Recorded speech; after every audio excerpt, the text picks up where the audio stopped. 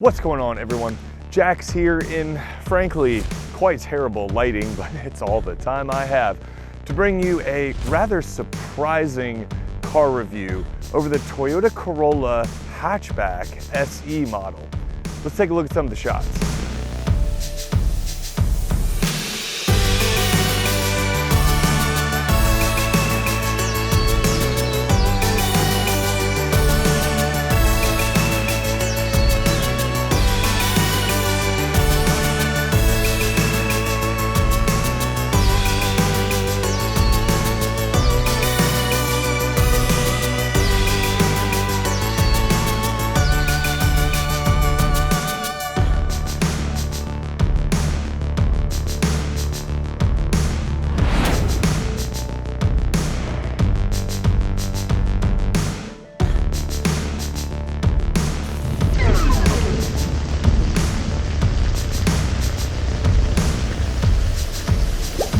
Now, right off the bat, one of the first things that grabs your attention about the Corolla Hatchback is its styling. People are very divided about this. Some people like it, they think it's handsome and clean, while other people think it looks like an overly adorned angry stag beetle, whatever that is. I happen to think it looks pretty good. It's actually got some presence and it's got some stance to it, which is more than you could say about Corollas of the past and frankly even the Corolla sedan. This one's more of a looker, and I think it's got a little bit more style to it than the sedan does. And if you're talking about progressive Toyota design, I think this one wears the new language pretty well. Plus, this is the way it looks in base SE trim without any exterior adornments, and personally I think that's a victory in and of itself. There are lots of cars that when you add some side skirts and a rear hatch spoiler and some, front air dam and a fake splitter and all that kind of stuff, where you leave the yellow on the edges, Mopar boys. There's a lot of cars that look good when you add all that stuff, but then they look like trash in their base model. I don't think this is one of them. I think it looks pretty good in stock base SE form, and that's refreshing. Under the hood, you'll find a dwarf hamster running for dear life on a wheel while it spins and spins and spins itself fruitlessly, making no forward progress. I'm only kidding. But at just under 170 horsepower, this car is adequately powered. The engine isn't particularly noteworthy. It's not super smooth, it doesn't rev super high, it's not turbocharged. It's a little coarse, a little raucous under hard acceleration, but overall it's somewhat unremarkable, and normally this wouldn't be a problem, except for the fact that, well, by far the most exceptional thing about this car is its overall ride and handling balance. The steering is too light, but it's extremely accurate. The suspension feels great. It strikes a wonderful balance between firm and compliant. It handles bumps and dips really well. I drove it on my unofficial testing road that has a lot of large dips and small impacts, and the suspension was phenomenal. It handled it extremely well, especially considering this is the base SE model trim. One of the things that's great about the steering is the way it tucks the nose into a corner. It's a little too light, but because it's very accurate and the nose is very light, the car darts into a corner very quickly. It feels light, it feels agile. It's a really well-balanced car, and it handles extremely well compared to other cars that cost about $20,000, which is what this car stickers for. It is by far this car's greatest strength, but it also highlights the massive potential that the TNGA platform has. Therefore, it's a little bit of a missed opportunity, to be honest with you. A car that has this good of a chassis deserves more. It deserves to be more fun and have the power to back up the handling. So because of that, it's an almost car. The ride and handling is brilliant, the steering is very good, but there's some negatives. The engine is way overmatched. It's a turbo away from being great. It either needs a high revving Honda style engine or it needs a turbocharged kind of kick in the pants like a Golf GTI. The chassis could more than handle it, so that's a missed opportunity. Also, the clutch take up is a little weird, and the throttle pedal, the gas pedal's a little numb, and so it leads to this little bit of a delay. It's just a little bit imprecise as you're going through the gears, which is a shame because the shifter overall is a pretty good shifter. The throws are a little bit long, but it's accurate. And so it's a pleasure to drive, but it's almost brilliant to drive.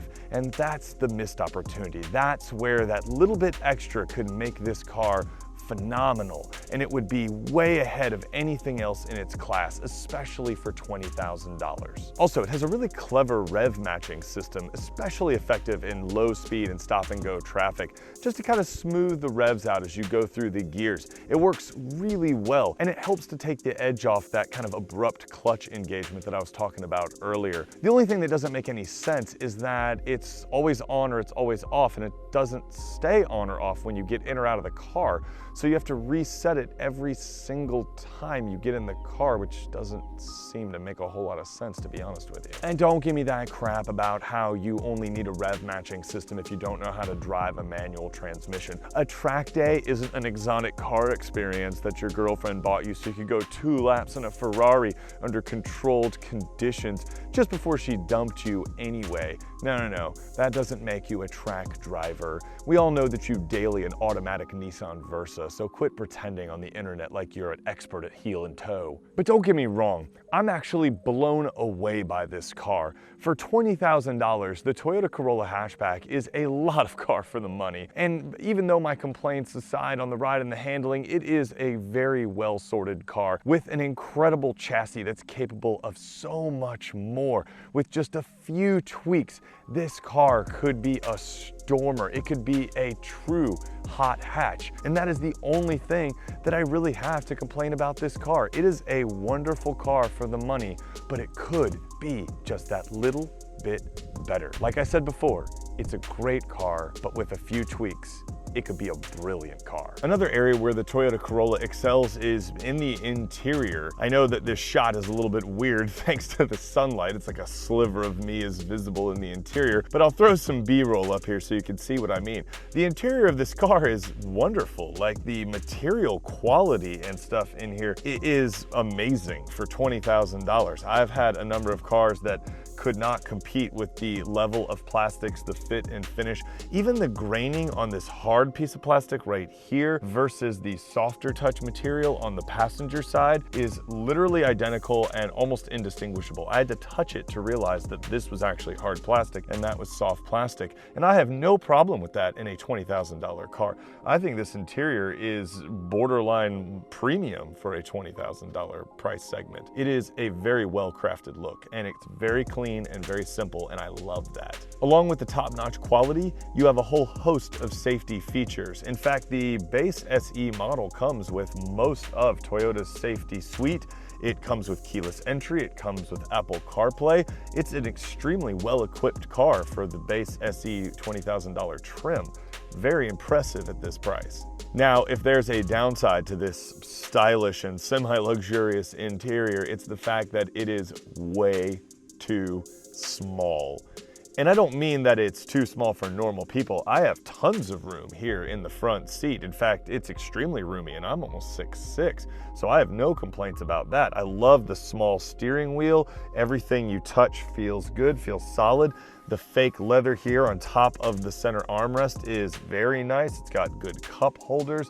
It's got some nooks and crannies for storage. No, space is fine if you're sitting in the front. However, if you're sitting in the back, the space is only fine if you saw your own legs off before you get in the car. And why would you do that, honestly? Then you're just gonna mess up this nice white interior, and that's no fun. No, the back seat space is not acceptable for anybody over the age of about 6. Even with the passenger seat scooted forward, it's a tight fit. I almost think this car would be better if it was like a miniature shooting brake and had 2 doors and a longish hatch, which would actually be pretty awesome when you think about it. One final thing to note about the interior is that the gauges are very clear and easy to read, and there's a little info screen to the right of the gauges. I'll throw some B-roll up of that, which I think is acceptable in a car in this price range. However, the infotainment system is apocalyptically slow, and I see this as a problem with a lot of automakers, not just Toyota. This is a problem with a number of brands. Guys,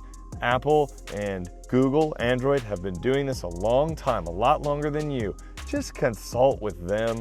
We're too spoiled by our phones. We're used to instantaneous response, and there is lagginess in this system just as there is in many others. Even the volume knob takes a second before it shows up on the screen.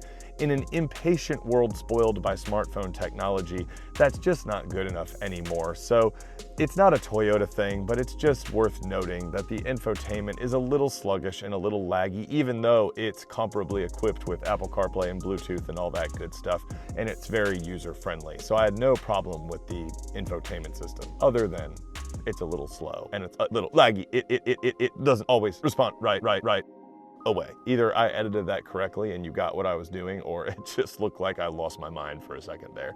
Both are probably equally true. At the end of the day, the Corolla Hatch is just yet another example of how good Toyota's TNGA platform really is. And I think that with a few TRD updates to this car, it would be a phenomenal hot hatch. Come on, Toyota, let it off the leash a little bit. Let the TRD boys have a crack at this car. Knock out that suspension, drop a turbocharger in it, increase the heft of the steering, fix that clutch issue. Let this car be everything it could be, because there's few brands that can stoke the fires of the enthusiast heart like Toyota. Just look at the Supra. Love it or hate it, the Supra has been a wildly controversial car, and I would say in a positive way. Even if I don't particularly like it, the Supra has ignited the enthusiast community. Come on, Toyota, call this car the E20 Sprinter, add all those TRD updates, and watch the enthusiast market respond. You're welcome. Check's in the mail. Thank you for coming to my TED Talk. If you like this short review of the Toyota Corolla Hatch, please consider liking and subscribing. I would love for you to join along and talk cars and reviews and motorcycles and the community and enthusiast stuff, the whole thing. Even you stance guys, you're welcome. Anybody's welcome here. Even you Mopar boys, you're welcome. It's fine. We're all friends here. As always, thanks for watching. Ride safe, drive safe. This is Jax. I'll catch you in the next one. Hopefully in better lighting, because right now the sun is like literally lasering my eyeballs through these $20 Target sunglasses. They said they're polarized. They're clearly not polarized. I think it's just like dirty glass that they put in front. It's not even glass. It's like dirty plastic that they put in a frame. Anyway, that's neither here nor there. Ride safe, drive safe. I'll catch you in the next one. Peace. Wind. Thanks, yeah, wind right now. Wind. Why? Not a cloud in the sky, so of course we'd have a ton of wind. That's cool. Just keep on with the wind. Didn't want to film when it was raining, so I filmed when it was a beautiful sunny day. Random wind. Oh, let's just keep on with the wind. It's been like 5 straight minutes of wind. This is why I hate you, fall. This is why I hate you. I want to like you. It's pretty and beautiful leaves and trees and stuff like that. I want to like you, but I hate stuff like this. And it's getting cold. I hate that too. Airplanes. Wind and airplanes. Like a G6 flying over. This is pointless. Oh, it's not one thing, it's another. Wind, private jets, children at the playground.